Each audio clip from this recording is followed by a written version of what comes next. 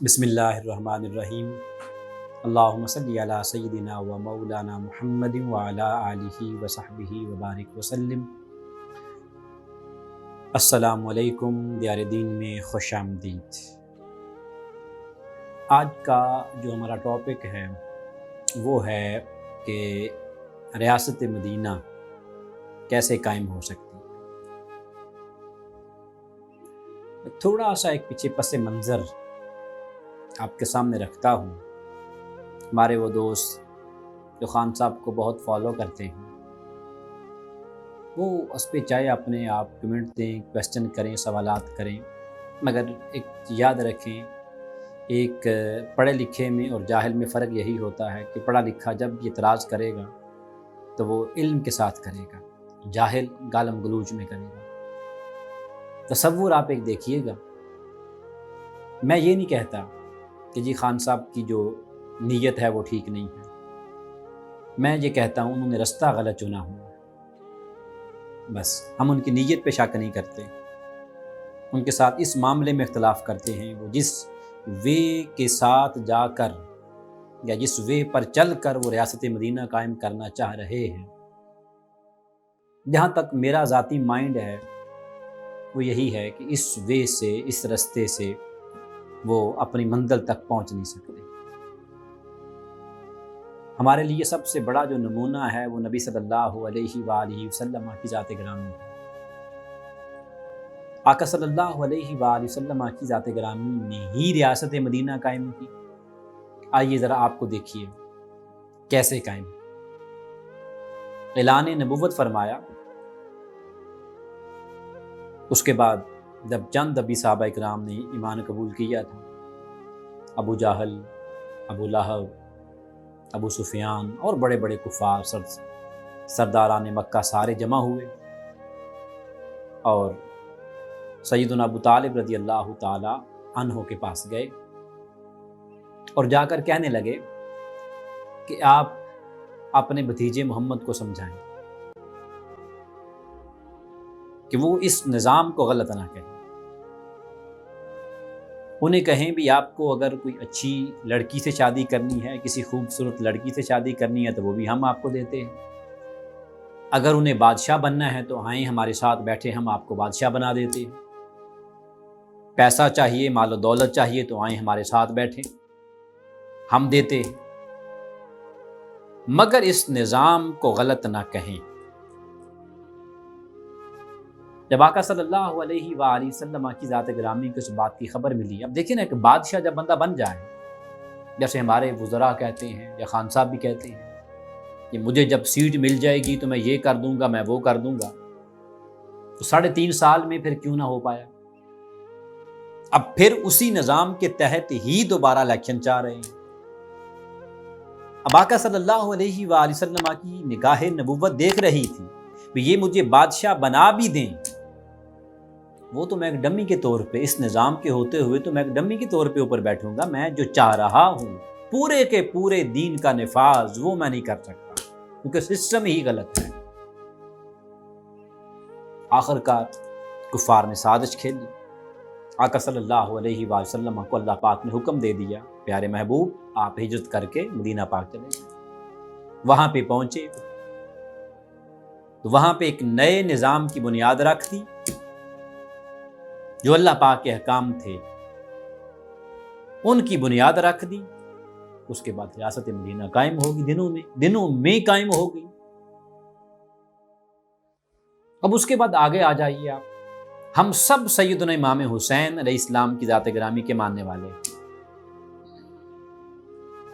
یزید لعین وہ کہتا تھا گورنری آپ لے لیں، مکہ کے گورنر بن جائیں، مدینہ کے بن جائیں یا اور کو چاہیے ہم آپ کو بنا دیتے ہیں، پیسہ بھی دیتا ہوں، جس کیا ہے میری بیعت کر لو۔ مگر سیدنا امام حسین علیہ السلام نے جب دیکھا کہ یہ نظام ہی غلط لوگوں کے ہاتھ میں چلا گیا ہے، وہ نظام جو نبی صلی اللہ علیہ وسلم نے قائم کیا تھا، انہوں نے، اس ظالم نے اس نظام کی شکل ہی چینج کر دی۔ تو جب دیکھا بھی شکل ہی چینج کر دی ہے تو پھر کیا کیا آپ نے؟ اس نظام کے اندر نہیں گئے، شہادت کو سینے کے ساتھ لگا لی اور دنیا کو بتا دیا کہ جب نظام غلط ہو جائے تو پھر اس نظام کے خلاف نکلنا پڑتا۔ مگر ہمارے خان صاحب جو یہ چاہ رہے ہیں وہ یہ کر رہے ہیں، اسی نظام کے تحت چاہ رہے ہیں میں ریاست مدینہ بناؤں۔ بھی جب 3.5 سال میں آپ پہلے نہیں رتی برابر بھی کام کر سکے تو آگے آپ کیا کریں گے؟ چلیں آپ دور نہ جائیے، قائد اعظم رحمۃ اللہ تعالی علیہ کی ذات گرامی کو لے لیجیے۔ آپ آئے تھے کانگریس میں گئے، آپ سب جو تھوڑا بہت بھی تاریخ کا مطالعہ رکھتے ہیں سب کو پتا، کانگریس میں رہے، دیکھا، عہدہ بھی ملا، سب کچھ کیا، مگر آخر کار بدظن ہو کے کانگریس کو چھوڑ کے واپس انگلینڈ چلے گئے تھے۔ کس لیے؟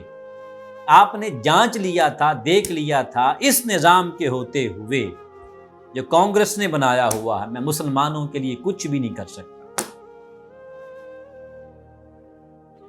بالآخر اس کے بعد دوبارہ جب علامہ اقبال رحمۃ اللہ تعالی علیہ کی ذات گرامی نے آپ کو دوبارہ دعوت دی، مسلم لیگ میں شمولیت کی، آئے، ایک نیا نظام تھا، اصولوں کے مطابق تھا، جو وہ چاہ رہے تھے اس کے مطابق تھا، ایک نئی ریاست کا قیام وجود میں لے آئے۔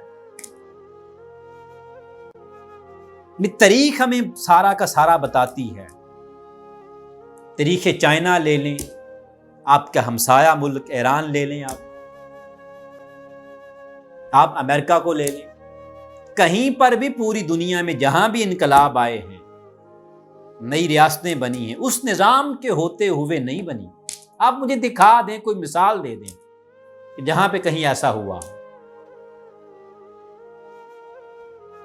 اس نظام کے خلاف ٹکر لینی پڑتی ہے، الا ماشاء اللہ کوئی ایسی کوئی ایگزامپل آپ کو مل جائے، الا ماشاء اللہ، ادروائز نہیں۔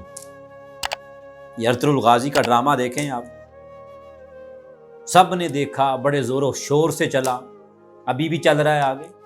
اس نے بھی دیکھیں، جب دیکھ لیا تھا کہ وہ سلطنت برباد ہو چکی ہے،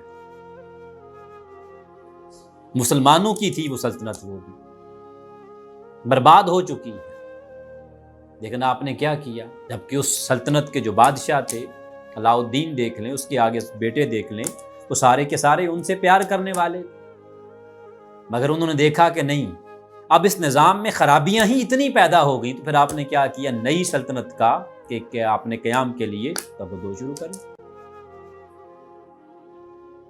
اس لیے ہم یہ گزارش کرنا چاہ رہے ہیں بھی آپ کو حضور شیخ الاسلام ڈاکٹر محمد طاہر القادری صاحب کے جو بتائے ہوئے رول ہیں، اصول ہیں، انہوں نے اتنا عرصہ پہلے جو پیشن گوئیاں کی تھی، دیکھیں انہوں نے کیسی پیشن گوئی کی تھی کہ خان صاحب چوری نواز شریف کرے گا، پیسے آپ کی جیب سے نکلیں گے، تو کیا نہیں نکلے؟ دیکھ لیں آپ۔ پھر انہوں نے کہا تھا اس نظام کے ہوتے ہوئے رتی برابر تبدیلی نہیں آ سکتی، کیا آگی تبدیلی؟ نہیں آ سکتی۔ آپ بقیہ کسی کی بات نہ مانیں، آئیڈیل نبی صلی اللہ علیہ وسلم ہے نا، ان کو ہی سامنے رکھیں۔ جب نظام غلط ہو جائے، نظام میں بگاڑ اتنا پیدا ہو جائے، تو بجائے اسی نظام کو آپ وہ سوئی کے ساتھ آپ ٹانکے لگاتے رہیں، ایک ٹانکا لگائیں پیچھے سے دوسرا ٹوٹ جائے، وہ اگلا لگائیں پھر پیچھے سے ٹوٹ جائے، تو اب بہتر ہے آپ کسی نئے نظام کی بنیاد رکھ لیں۔ جب گھر سارا ہی بگڑ جائے نا، ساری دیواریں خستہ حال ہو جائیں، تو پھر عقل مند لوگ اسی کو ریپیئر کرنے کی نہیں سوچتے، کہتے ہیں اس کو گھراؤ، آئے روز ریپیئرنگ پہ پیسہ، آئے روز پیسہ، وہ پھر کہتے ہیں بھی نئے نظام کو کھڑا کرو۔ امید ہے کہ جو غور سے باتیں سنیں گے ان کو سمجھ آ جائے گی۔ والسلام۔